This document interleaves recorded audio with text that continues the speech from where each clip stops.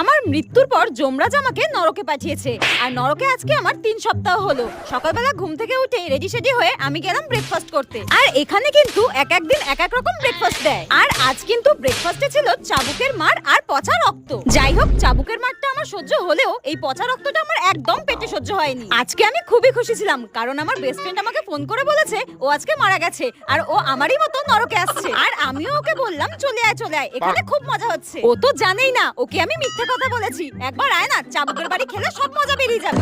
আর যেতে যেতে হঠাৎ আমার রিমঝিমের সঙ্গে দেখা। ওর আজকে শাস্তি শেষ হয়ে যাচ্ছে, আর ও আমাকে বলল টাটা, আমি নরক থেকে বিদায় নিচ্ছি। পরের জন্মে আমাকে যমরাজ বলেছে কুকুর বানাবে। আর আমি বললাম কেন, তোকে কুকুর বানাবে কেন, মানুষ বানাবে না? তখন রিমঝিম বলল না না, আমি আর মানুষ হতে চাই না। মানুষের জীবন অনেক কষ্টের, এর থেকে কুকুর হয়ে জন্মানোই ভালো। ঘুমাও, খাও দাও আর পাহারা দাও, আমার তো খুব মজা হচ্ছে, টাটা। তারপর আমি দেখলাম যমরাজ আমার জন্য ফুটন্ত তেল রেখেছে আর আমাকে গরম তেলে ভাজা